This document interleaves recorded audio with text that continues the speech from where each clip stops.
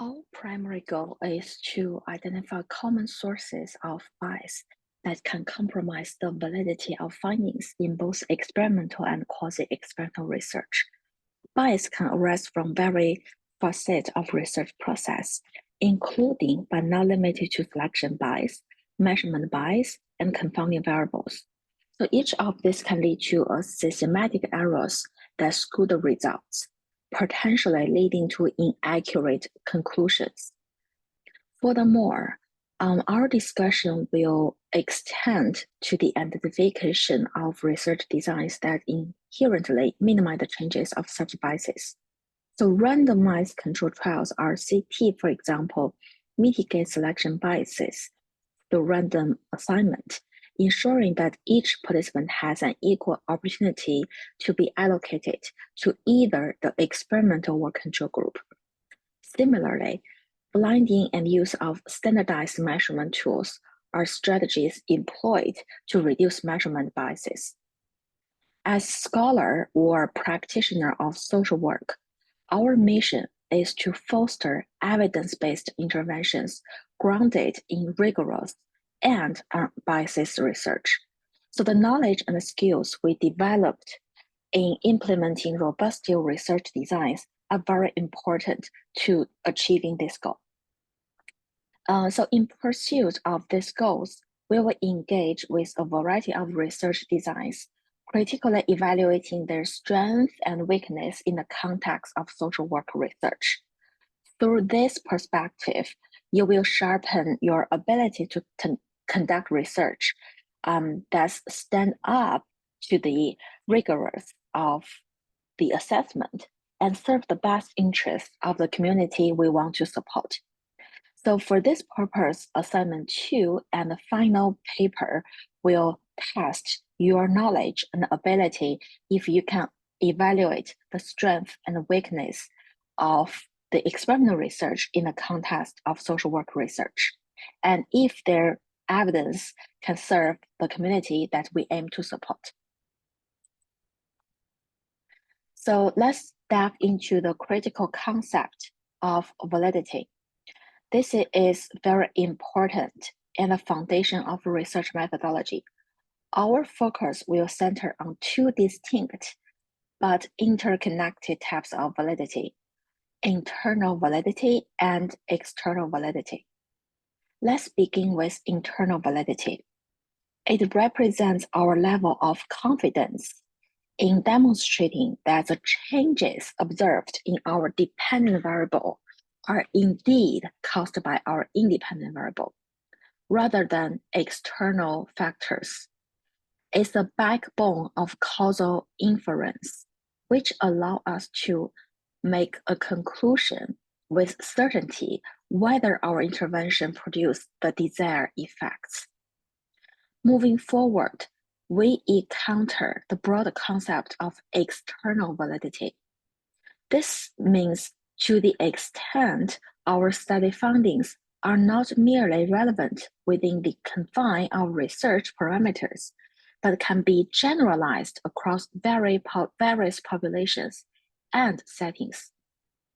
It is the bridge that connects our scholar work to the real world, ensuring that our conclusions have practical and widespread applicability. However, our journal does not end with the establishment of these types of validity.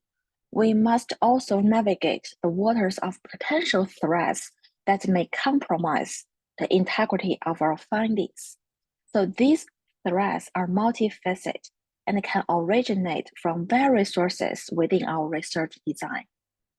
One significant category of this threat is in single group threats, which can arise when our study design includes only one group without a control or a comparison group. This represents challenges such as the changes may occur simply due to the passage of time, known as maturation, or events outside the study that may affect the results, known as history effects. We also confront participant-associated threats, where individual characteristics of the participant, such as their growth, fatigue, or external influences like motivation, can introduce changes that are not attributable to the intervention itself. Okay, maturation is a threat to internal validity. Maturation refers to the natural and psychological changes that occur in subjects over time, which may affect the outcome of the intervention independently of the intervention itself. I'd like to offer one example. It's a youth violence intervention in the Toronto Public School. It was designed to decrease youth bullying and the name calling among middle school students. The researchers might observe a decrease in bullying and name calling and explain this change to the intervention. However, the actual reason for the reduction may be the natural maturation of the students, because when they grow older, they also become more mature and were less inclined to engage in such behavior. So it's not because the intervention itself. This knowledge emphasizes the importance of recognizing and accounting for maturation effects when we design studies and interpret the results. Without considering maturation, researchers might falsely credit the intervention for changes that would have occurred naturally over time. To mitigate this threat, researchers could include a control group that does not receive the intervention, allowing for a comparison to determine if the changes are due to the intervention or the natural maturation process. In social worker research, attrition is a critical factor that can impact the validity of the study. Attrition refers to the drop-off rate of participants during the course of the study. It is a concern for researchers because it introduces bias, affecting the representativeness of the sample and consequently the generalizability of the findings. Participants may drop out for various reasons, including but not limited to personal circumstances, loss of interest, or intervention-related challenges, socioeconomic status, and logistic issues like transportation can significantly influence drop-off rates, as they may disproportionately affect certain groups more than other groups. So when we consider external validity, it is important to assess the characteristics of the participant who complete the study against those who do not. If the drop-off rate is high, or if drop-off rates have distinct characteristics compared to those who remain, the findings may not be applicable to wider population, and thus limiting the external validity of the research. So in designing research studies, we aim to minimize attrition by implementing strategies such as follow-up reminders, providing transportation allowance, compensation, or scheduling flexibility. By addressing potential barriers to participant, we aim to maintain a representative sample throughout the study. We want to ensure the robustness and relevance of our research outcome in the field of social work.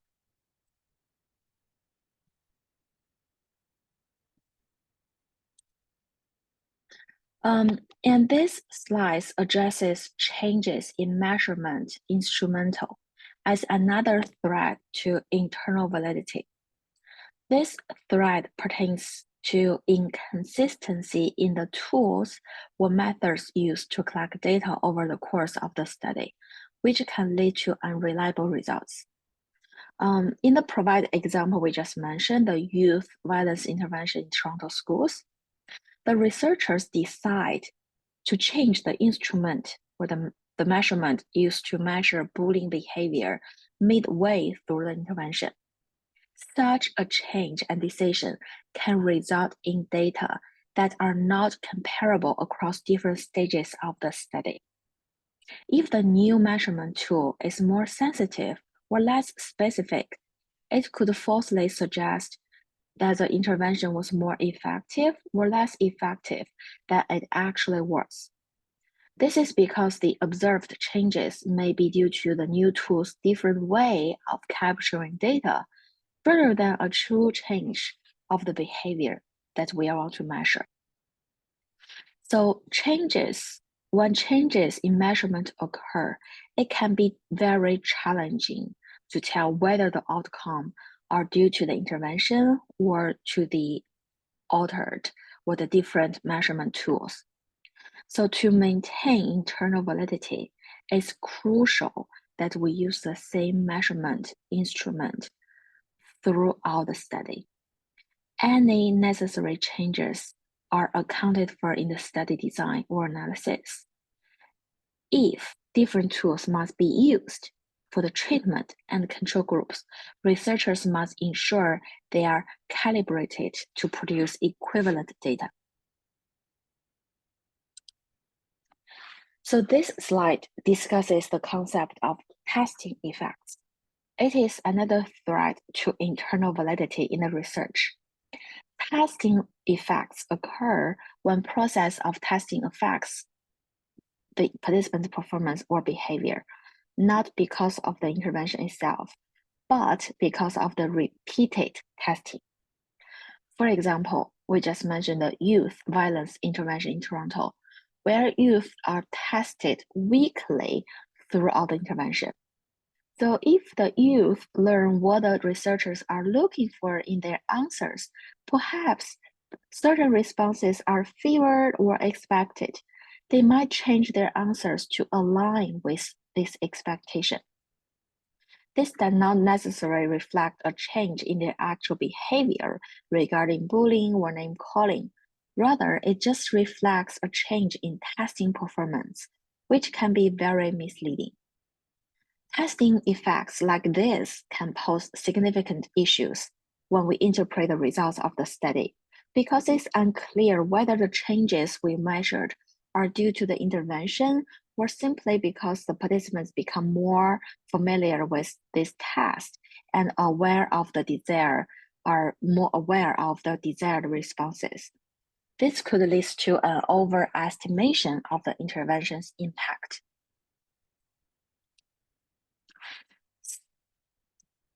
Statistical regression to the mean is another threat to internal validity. This phenomenon occurs when extremely high or low scores, which are often outliers, move towards the mean or the average score over time. This regression is a statistical tendency and can occur without any intervention. So the example I'm going to share is the intervention in Toronto public schools aimed at reducing fighting. The observed reduction in fighting might not be solely due to the effectiveness of the intervention. Instead, it could be because the initial levels of fighting were unusually high at the very beginning and naturally decreased over time. So regressing to the average level of fighting typically observed in schools.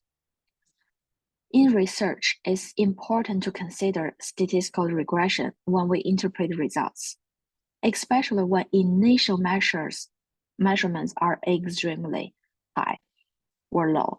If this natural tendency is not accounted for, researchers may incorrectly explain the changes to the intervention rather than statistical phenomena. This can lead to overestimation or underestimation of the intervention's effect. Another one, selection bias in treatment and control groups is presented as an internal validity threat. Selection bias occurs when there is a systematic difference between the characteristic of the participant in the treatment group versus those in the control group, other than the intended effects of the intervention itself. So the example will be a Toronto public school intervention aimed at reducing youth violence. The same example. We noticed that parental involvement which is a key factor in reducing youth violence, is more prevalent in the intervention group compared to the control group. Therefore, the observed differences in the outcome between these two groups may be due to this disparity in parental involvement rather than the intervention itself. This example shows the importance of ensuring both treatment and control groups are equivalent in all significant respects at the outset of the study. Without proper randomization or matching procedures, selection bias in the two groups can compromise internal validity of the study, which leads to incorrect conclusions about the effectiveness of the intervention.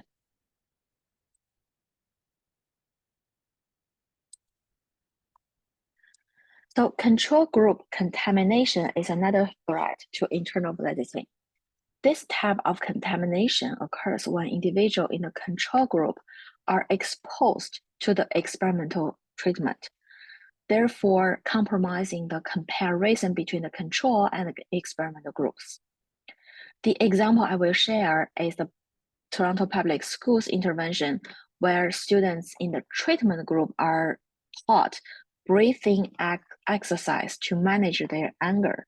If the students interact with their peers in the control group and share the techniques they have learned, the control group may also benefit from the intervention. As a result, so if the control group students begin using this breathing exercise to control their anger, the impact of the intervention becomes less clear when we compare the results between the control group and the intervention group, because the control group is no longer untreated. This contamination can lead to the underestimating the effect of the intervention, as improvement in the control group may be wrongly attributed to the absence of the intervention. So to maintain the integrity of the study, it's important to implement strategies that prevent the control group from gaining access to the intervention, such as physical separation, different timing of the intervention, or using blinded study design. Internal validity is to the degree to which the results of an observation or study are correct for the people being studied. Internal validity is concerned with the accuracy of the conclusion we draw from the study about whether a causal relationship exists between the treatment and the outcome.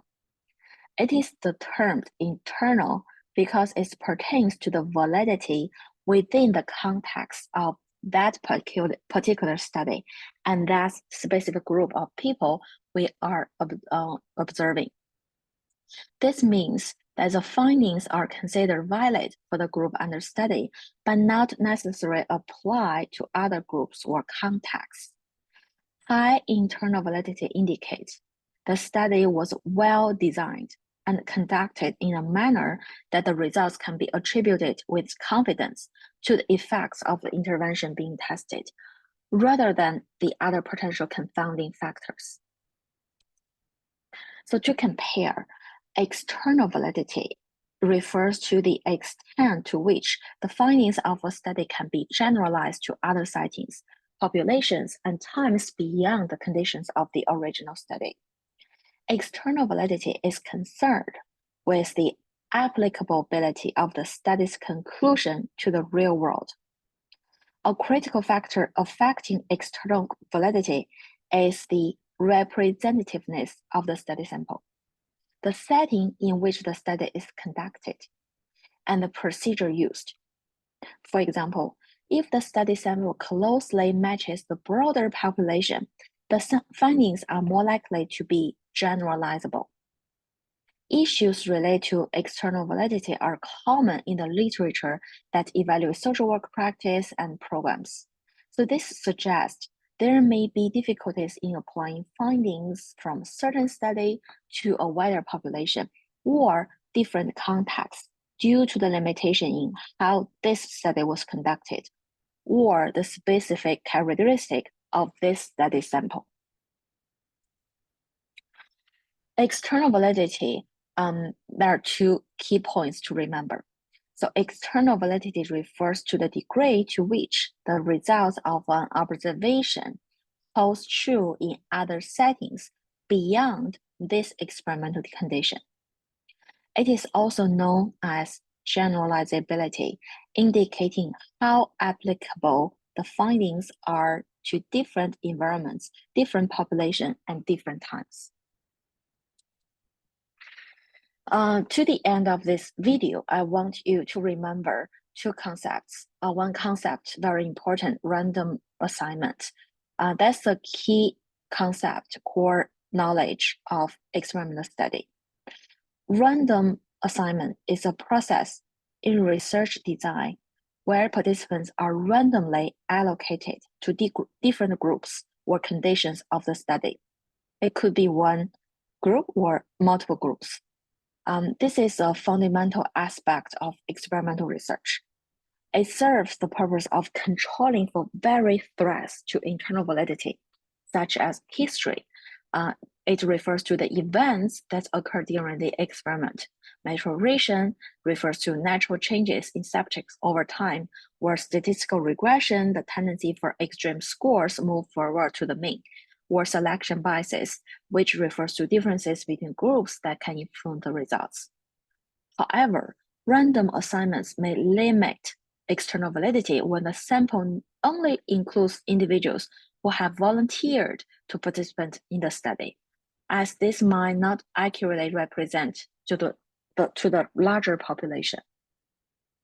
Random assignment is important to ensure the internal validity of a study, making sure the results we observe are actually due to the intervention we are testing and there are no other factors. However, to remember, the voluntary nature of the participation can impact the generalizability of the findings to the broader population. So at the end, I will talk about the evidence-based practitioner concerns, the generalizability of research findings. It addresses the critical question of whether the results of a study are applicable to the clients or practice setting relevant to the EBP question at hand. So this is important for you to finish your one-page review for assignment 2 and then for the final paper. So EBP practitioners must assess if the findings from research study can be applied to their specific clients and practice settings. Even specific articles have been published, they could be garbage in and garbage out. So you need to assess by yourself if the study findings can apply to your specific clients and your specific practice setting.